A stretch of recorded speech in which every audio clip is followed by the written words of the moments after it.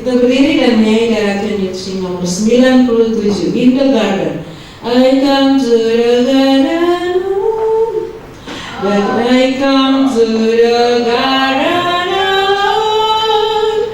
Why the dew is still on the roses, and the voice I hear falling on my ear.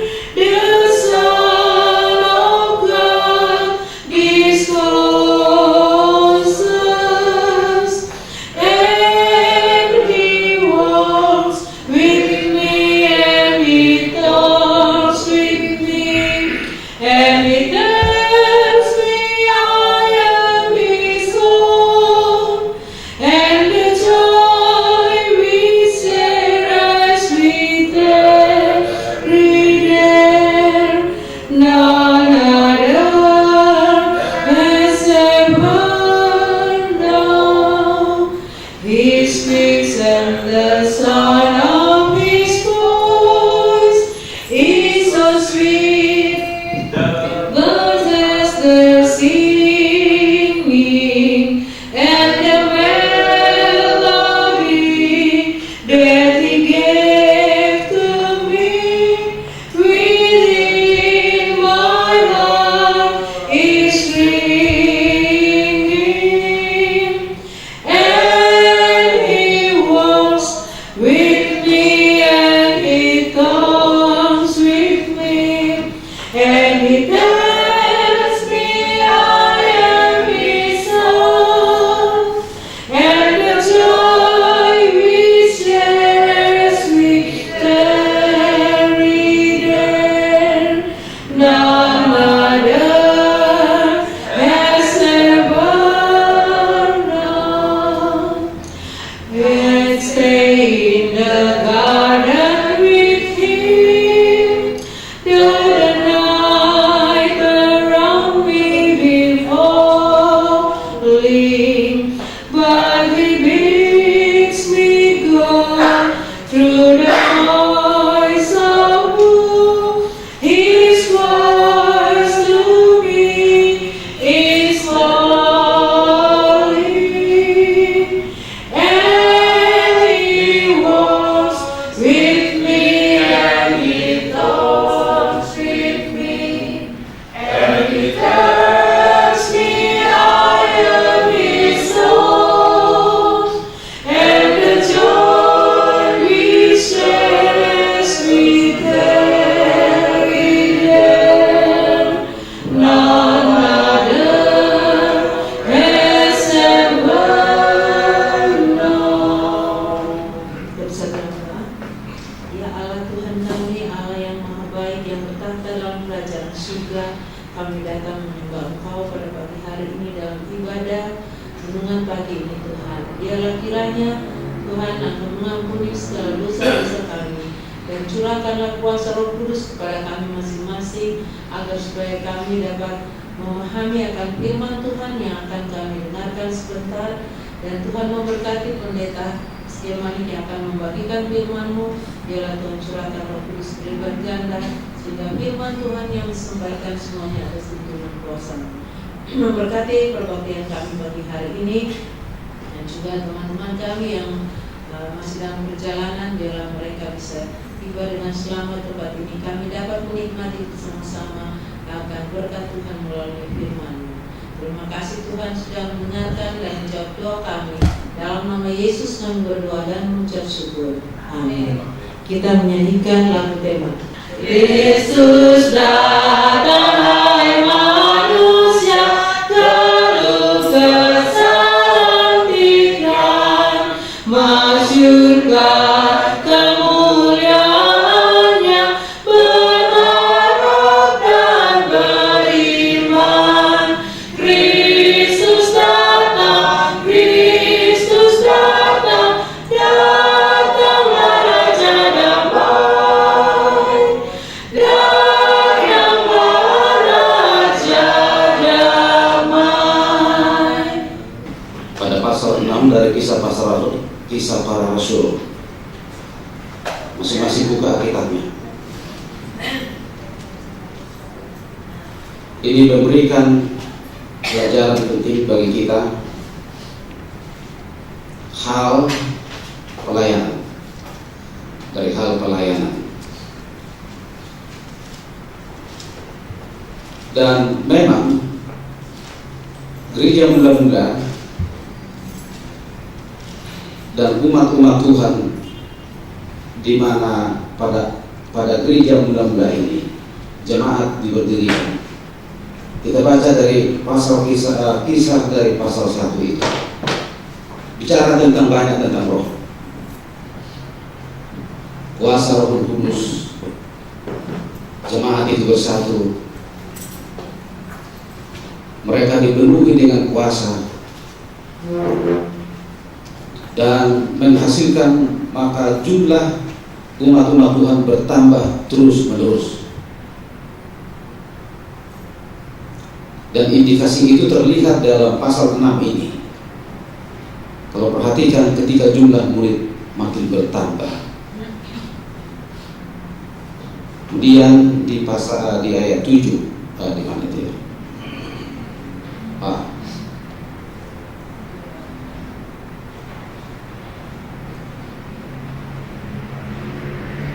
Pelayanan yang dilakukan oleh jemaat yang muda-muda ini, ketika mereka melakukan pekerjaan dengan baik, dipenuhi dengan kuasa Roh Kudus, saat yang sama muncul juga tantangan.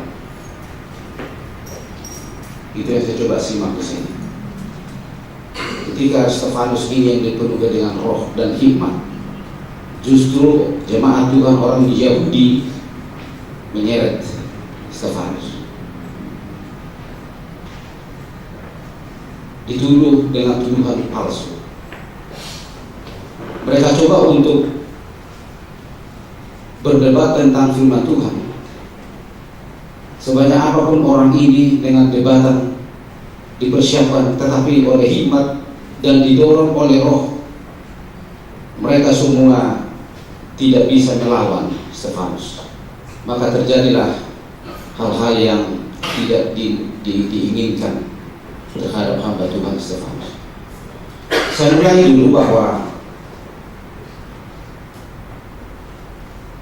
makin bertambah jumlah anggota pada jemaat yang muda-muda ini, makin bertambah jumlah mereka. Mungkin kalau jumlahnya agak sedikit, ini agak sedikit konotasinya dengan sekarang ini.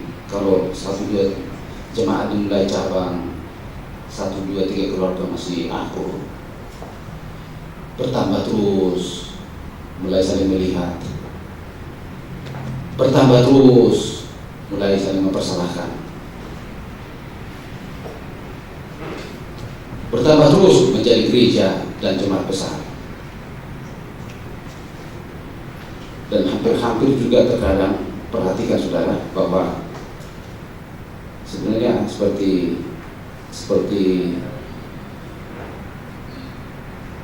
jemaat bertambah, tapi jemaat kerapitan harus berpisah oleh karena ketidakcocokan. Saya baru KKR di Kostrad di mana ini? Depok sana. Dadakan di Kostrad.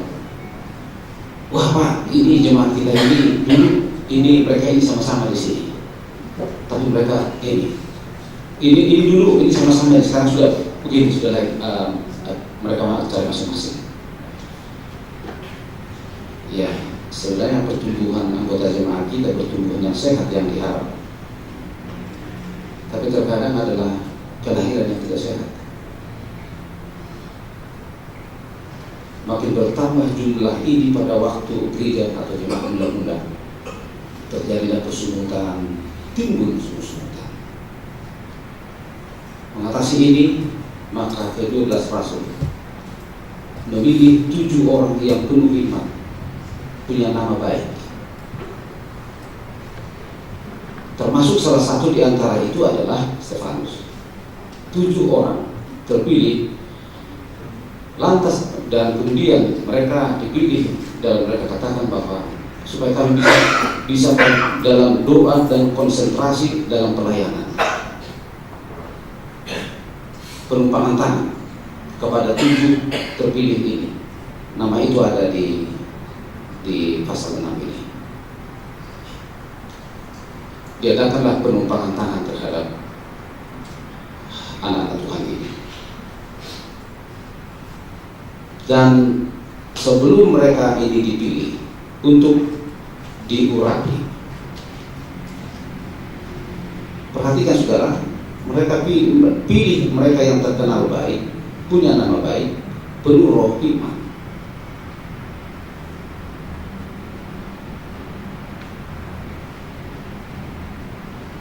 Jemaat kita terkadang begini, saya lihat, loh kenapa dipilih jadi ketua jemaat ini? Justru dia jawabannya begini, siapa tahu nanti setelah kita pilih jadi ketua bertobat.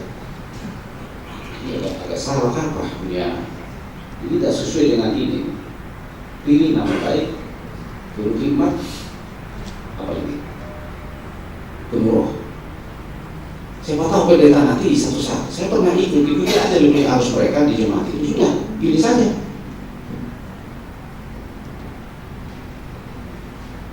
Ya, kemungkinan itu ada 2. Bisa ya, bisa tidak. Maksud saya, bisa menjadi baik dan bisa justru bukan menjadi baik.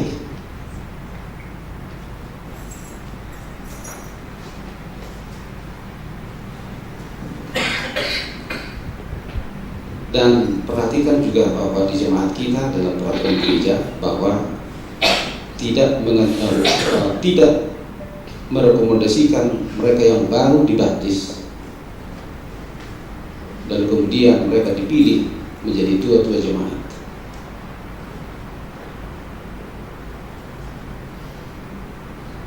Nah, saya datang kepada awal dari mana konteks ini adalah bahwa mereka memang punya nama baik, dipenuhi roh dan dipenuhi hikmat. Bagaimana kira-kira menurut saudara? Memang sebelum diurapi, mereka memang sudah memiliki tabiat menjadi pemimpin di jemaat itu. Pengurapan itu sudah sesuatu yang dimaksud adalah untuk menghasilkan dia dalam pelayanan yang khusus di pengurapan. Tapi memang sebelumnya mereka memang sudah punya isi tentang hikmat dan penuh roh. Nah, untuk memilih sebuah jabatan termasuk di organisasi kita, bagaimana istrinya, bagaimana ini. Ini semua sudah punya bagaimana. Itu berarti memberikan indikasi bahwa untuk jabatan itu sudah dipenuhi dulu dia, maksudnya.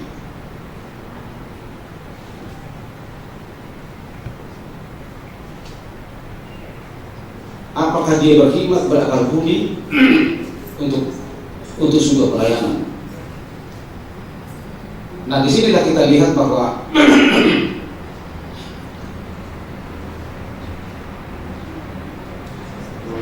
saya coba lihat dipenuhi roh, dipenuhi hikmat. Murid-murid yang 12 itu dan kemudian yang terpilih 7 ini juga, ketika mereka melakukan pelayanan, ini khusus juga kepada orang miskin, janda, sehingga memungkinkan pekerjaan itu mencampur di dalam inreach dan kemudian outreach, mencampur keluar, menjaga dan memelihara di dalam, dan kemudian bagaimana mereka menyebarkan Injil itu. Dan satu hal yang saya coba perhatikan di ulang-ulang di sini adalah mereka dipenuhi roh.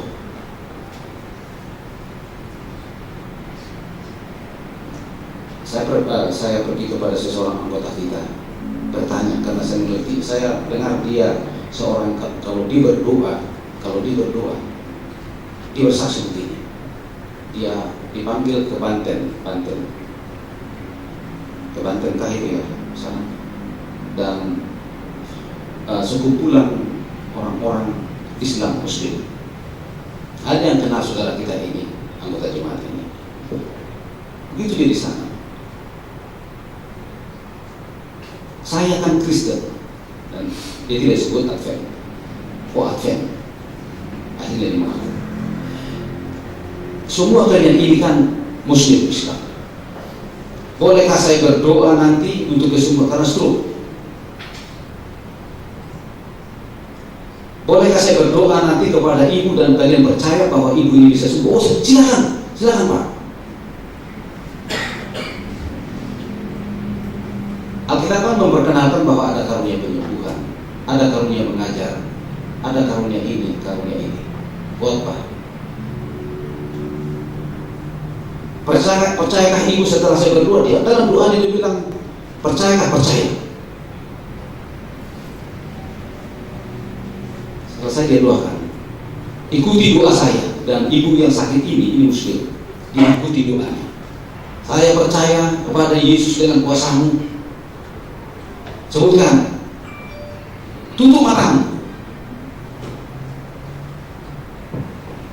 Dia ikut menyebut doa itu.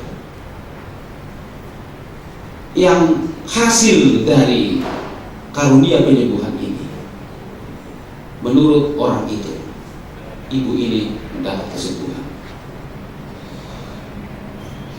Dapat kesembuhan, dia bisa jalan. Yang tadi tidak bisa jalan. Tersebar kemana-mana berita ini.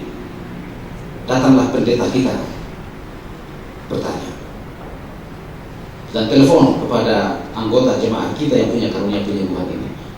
Punya roh penyembuhan. Dia bilang, Pak, saya ini pendeta, Anda itu awam. Maksudnya, tak mungkin seorang awam bisa menyembuhkan dengan doa kecuali pendeta. Dengan bijak dan penuh hikmat ini anggota jemaat jawab, bukan dengan marah dan emosi. Kalau pendeta tidak percaya kepada kuasa roh untuk menyembuhkan, mulai sekarang pendeta berhenti berdoa.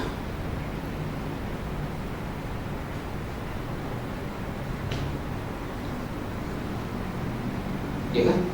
Stefanus kan dipilih dari orang dari antara 7 ini, dia juga mengadakan mujizat kok. Dia mengadakan apa? Dia sudah perhatikan di mana itu ayat yang ke-8. Penuh dengan karunia, kuasa, mujizat, dan mengadakan mujizat, tanda-tanda. Banyak, justru disebut tanda-tanda dan mujizat banyak. Tidak mungkin seorang awam bisa berdoa memberikan kesembuhan. Pendeta percaya kepada kuasa Roh Kudus. Percaya, tapi kalau awam berdoa begitu dah. Pendeta, oke lah. Kalau pendeta tidak percaya kepada kuasa Roh Kudus yang saya percayai itu, dan ternyata disembuh, saya doakan. Mulai sekarang pendeta tolong berhenti berdoa. Jangan lagi berdoa.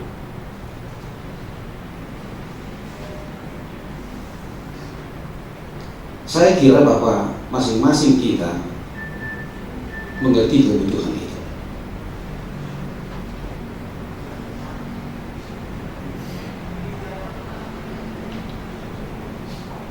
Mengerti kebutuhan itu.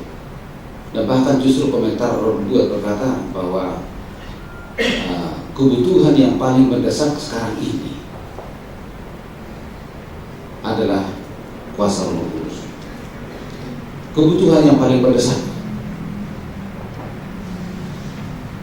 Sehingga kalau kita berdoa terkadang, memang tujuan kita berdoa ini yang muncul terkadang banyak adalah nama Bapa, Yesus.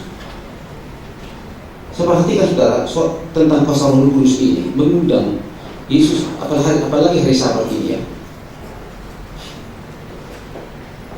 Dalam Matius 11 ayat 8 bahwa datanglah kepadaku semua yang letih lesu. Sebenarnya ini undangan ini. Bahasa patahnya gokor doh juju tadi Pak Dulu Saribu kasih undangan. Matius 11:28 datanglah kepadaku. Itu adalah sebuah undangan Tuhan. Tuhan yang mengundang kepada, karena Sabat itu adalah miliknya. Pesta dari Allah. Ketika kita berada di gereja begini, hari Sabat ini, ada orang berdoa, Tuhan tolong turunkan roh dari surga. Di mana ayat mengatakan bahwa di mana 2-3 orang beribadah, aku hadir di sana. Sebenarnya hari Sabat dia mengundang, datanglah kepada. Ada konsep Sabat di sini. Matius 11:28. Datanglah kepada. Sabat adalah sebuah sarana Allah mengundang kita untuk mendapatkan berkat khusus. Itu satu. Makanya hari Sabat jangan berkelahi. Kalau kita bidadari buruh dengan roh, jangan berkelahi hari Sabat di gereja. Berdebat jadi berguncingan. Saudara kan tidak ada arti datang ke gereja. Dia mengundang kita untuk dapat berkat. Jadi, coba saudara perhatikan bahwa dia mengundang kita. Ketika berdoa di depan, Tuhan, kami mengundang roh-Mu turun dari surga. Betul, memang Roh Kudus itu di mana-mana. Dia adalah omnipresent. Tetapi sesungguhnya kalau dia mengundang kita kepada pestanya, perayaan hari Sabat ini, doa kita seharusnya begini. Tuhan, terima kasih oleh karena kehadiran Roh-Mu bersama-sama kami. Kami membuka pintu hati kami, biarlah Roh-Mu masuk ke dalam hati kami. Bolehkah kira-kira demikian? Kita punya usaha dalam membuka pintu hati kita, membuka hati kita agar dia masuk. Untuk menyadari itu barangkali kalau sampai ada yang menghalangi masuk, masing-masing kita melihat dalam diri kita, kenapa tidak masuk dia? Atau mungkin kita sendiri menyadari bahwa roh itu tidak ada dalam diri saya. Kalau dari rumah sudah bertengkar betul-betul suami dan istri, bisa tak menghalangi di gereja nanti ketika kita berdoa, masuklah Roh Kudus, tapi belum memaafkan. Tahu bahwa kita belum memaafkan, tapi paksa Roh Kudus masuk nggak itu? Sehingga pada waktu ini ada kebetulan tentang buah roh pada waktu 10 days prayer itu. Terkesan bagi saya mungkin ya, kebetulan juga satu kali saya dikasih berbicara menyampaikan. Hari saya berdoa saudara-saudara begini, ini sebuah kesaksian tentang Roh Kudus ini. Pengalaman pribadi kita boleh disaksikan menjadi sebuah kesaksian hidup. Pergumulan dalam pikiran saya tentang keluarga saya dan sebagainya. Sampai saya bilang, Tuhan, lama saya berdoa tapi tidak ada jawaban. Begitu saya berdoa demikian, saya bilang amin. Muncul dalam pikiran hati saya, kamu berpuasa, berdoa, nasihati. Itulah yang masuk dan muncul dalam hati saya. Kata-kata itu muncul. Loh, saya harus berpuasa. Saya mengaku sudah selama ini tidak pernah serius berpuasa. Walaupun itu puasa serentak dan sebagainya, saya tidak pernah. Gagal terus setengah puasa. Saya mulaikan itu dan lalu bisikan ke hati saya berkata, kamu berpuasa dan berdoa. Saya lakukan saudara. Dan sudah minggu kedua karena saya ambil puasa itu hari Rabu 24 jam, bukan hari Sabat. Orang juga berkata bahwa puasa yang terbaik bukan hari Sabat, tapi hari kerja. Kalau itu sebuah pengumuman untuk kebersamaan seluruh anggota kita sedunia misalkan dalam program puasa untuk hari Sabat, tidak salah. Saya lakukan dengan kesibukan dan sebagainya. Saya tidak berpikir untuk makan karena memang berencana untuk puasa. Sudah perhatikan, kalau kita tidak berencana puasa, ini soal makan ya bukan? Terlambat sedikit makan sudah marah bukan? Sebuah itu. Kemudian hari Rabu itu puasa, dan kemudian setelah itu hari Jumat saya melayani dalam khotbah dan desperate itu. Hari Kamis juga saya puasa sampai hari Jumat itu. Tuhan, saya mau mengosongkan diri. Saya tidak punya kuasa. Kalau sampai saya dipilih untuk menyampaikan 10 days prayer salah satu khotbah yang saya sampaikan, bukankah Tuhan akan menolong karena Tuhan bisikan, saya puasa dari hari Kamis. Mungkin tujuannya adalah, dan dia bilang dalam bisikan itu begini, datang ke dalam pikiran saya, dia bilang bahagianmu ialah lakukan itu, dan bahagianmu bukan mengubah, bahagianku adalah mengubah. Semakin saya yakin bahwa kuasa Roh Kudus itu berbicara dalam hati kita. Besok-besok apa yang saya doakan belum tentu terus dijawab.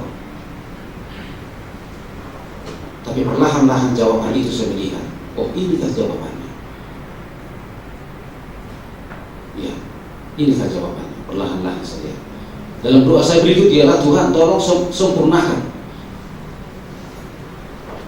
Dari hari kemarin, dari siang ke siang saya harus melakukan itu puasa, karena itu saya lakukan sebagai kebiasaan berkomunikasi dengan Tuhan. Apa yang saudara alami bersama-sama dengan Tuhan, dengan Roh Kudus, itu akan menyemangati kita dalam pelayanan dan mengurangi kita bersungut-sungut, mengurangi kita berselisih dalam gereja ini. Karena Roh Kudus tidak pernah menuntun kita untuk berselisih dalam gereja. Itu bukan Roh Kudus namanya, ada roh lain. Roh Kudus tidak akan menuntun kita untuk tidak bekerja dalam melayani dalam pekerjaan ini. Dia semangati kita, dia tuntun kita. Dan itulah yang dilakukan oleh murid-murid dan 7 orang yang terpilih ini. Hasilnya adalah maka makin bertambahlah jumlah. Terkadang ada anggota kita, bahkan siapa saja dia bilang, gereja kita ini tidak kerja, semua Pak melempem, semua tidak kerja. Saudara, saya melihat positif. Saya katakan tidak boleh ekstrim. Mungkin ada saja 1-2, tapi saya perhatikan secara umum, gereja kita betul-betul semangat dalam penginjilan karena Roh mendorong. Kita tidak melihat pekerjaan Tuhan ini dari sisi negatif, dan Allah tidak berkati. Kalau kita melihat pekerjaan ini dari sisi positif bahwa Tuhan bekerja, saya kira kalau kita dengan melihat sisi negatif pekerjaan ini, bagaimana Roh Kudus bekerja dalam kita? Saya komentar bagaimana gereja kita ini bergerak, bagaimana gereja ini, padahal kita bergerak, berdoa kan? Ini di Batam pada waktu itu. Ini ibu sudah 40 tahun berdoa kepada suaminya. Sudah umur 70 kurang lebih suami istri ini. Sudah umur 40 tahun. KKR diadakan di sana. Kebetulan pada waktu itu yang bikin KKR itu dengan rombongan adalah saudara Jeroha, dan saya panitia di sana. Dan kemudian pada waktu diadakan doa semalaman indah, bukan semalam ini suntuk ya, semalam indah. Dari malam minggu ini, karena mulai besok malamnya, minggu malam, akan mulai malam pertama,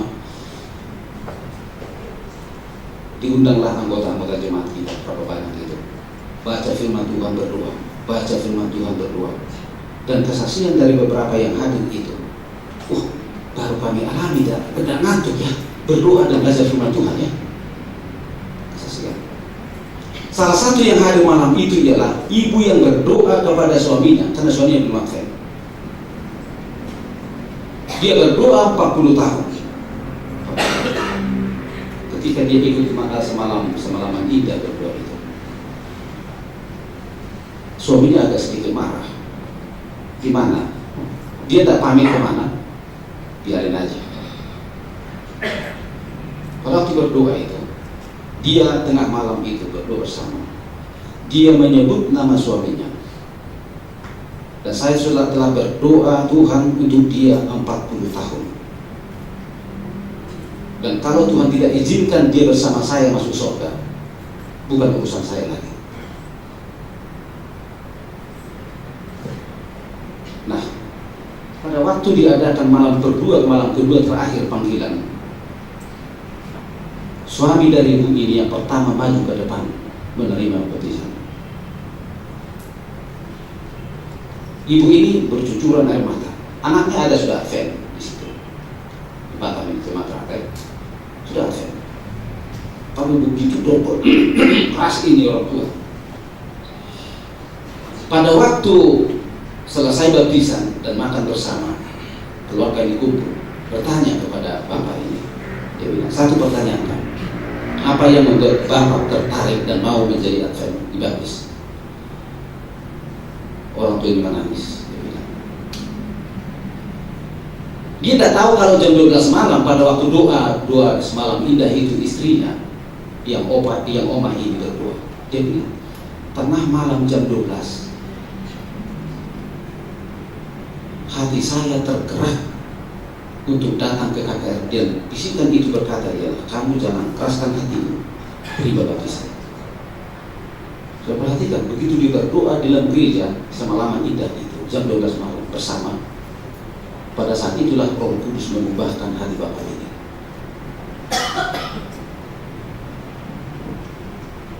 Bukankah saudara-saudara, kalau kita juga berdoa bisa mengubah orang, karena Roh Kudus akan bekerja dalam diri orang ini.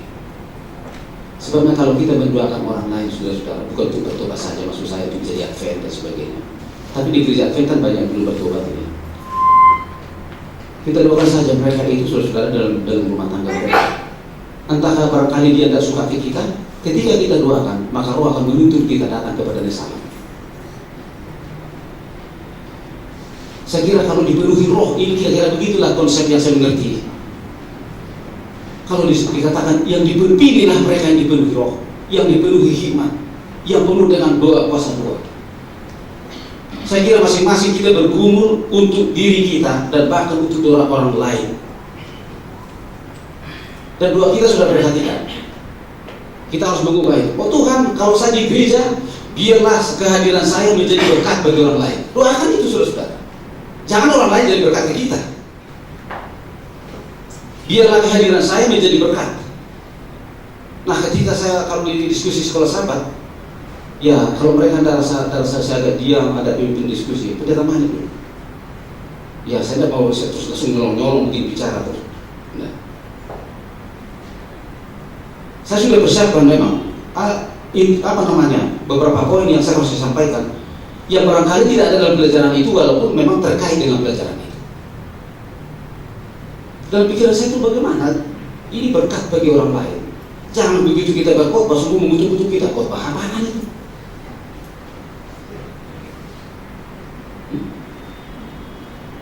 Kalau Roh yang menuntun kita, kasih makan, kasih firman Tuhan, doakan firman Tuhan itu dari rumah. Tidak ada di sana apa-apa yang kita masuk seseorang, anak biar mampus dia. Saya pernah saya datang juga, saudara kenapa ini? Dia stabilo, dia punya apa namanya? Ada merah, ada hijau, seperti lampu merah di jalan sana. Memang ini yang apa namanya? Yang hijau ini apa ya? Nah, masih biasa-biasa nanti.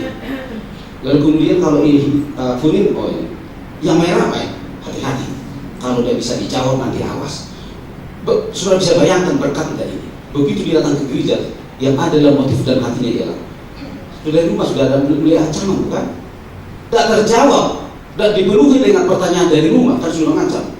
Akhir begitu sekolah sahabat, tak beres pembelajaran, tak memenuhi membebaskan dia punya ini keluar. Pilih mereka yang dipenuhi oleh Roh. Sudah mengerti apa maksudnya? Pilih mereka yang dipenuhi oleh hikmat dan doa.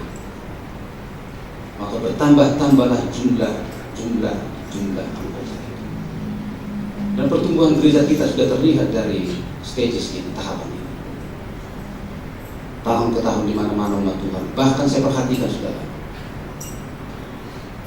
pendeta kita yang sudah pensiun mengkoordinir sebuah pekerjaan di Sumatera Utara.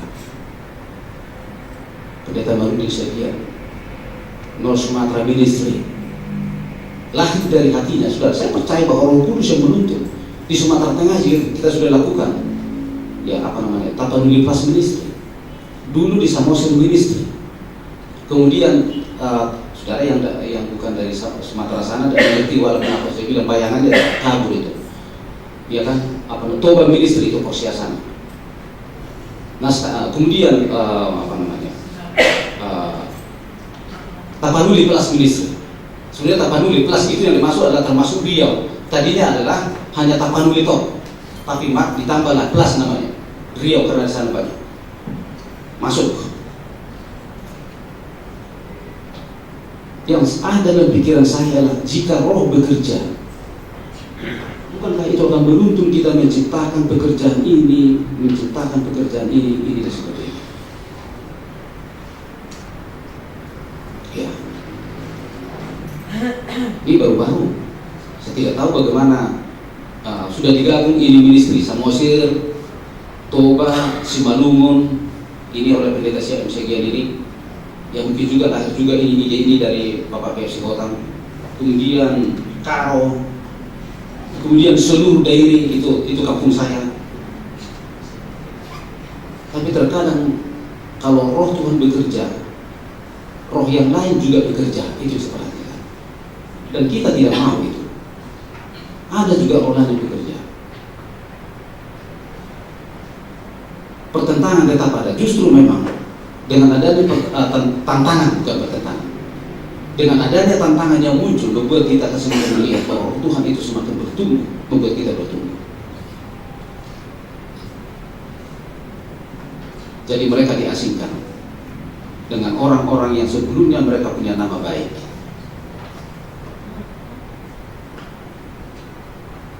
Mungkin sudah mengerti apa maksud nama baik, karena ada kata di sini disebut nama baik.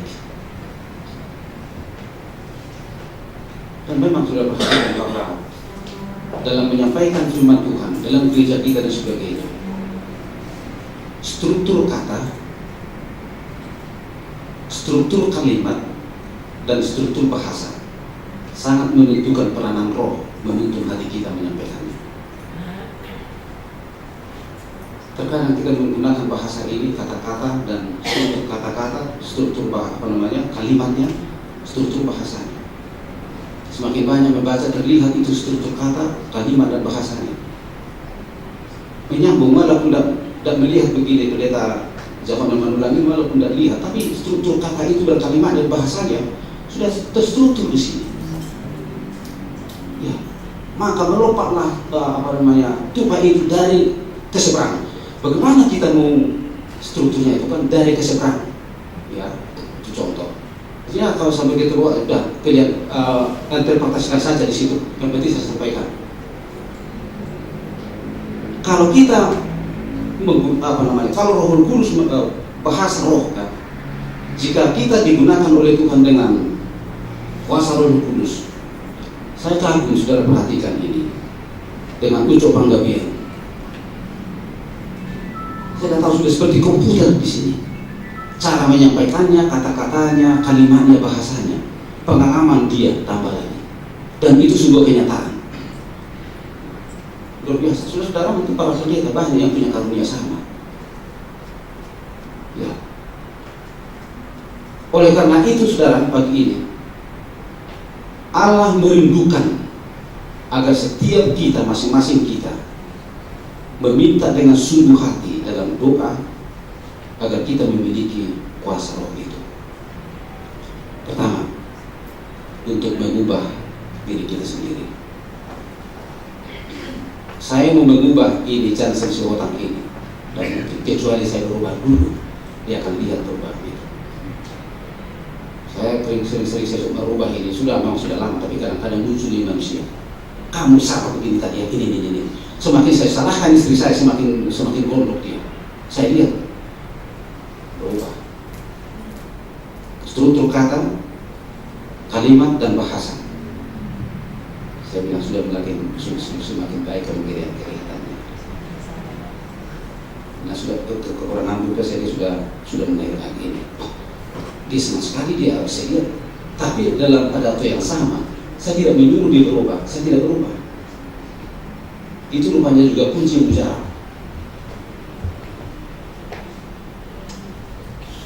Nah kita kan yang sering siang malam dan ketemu di mana-mana, katakan sudah menyatu suami istri. Sudah menyuta, bukan menyatu.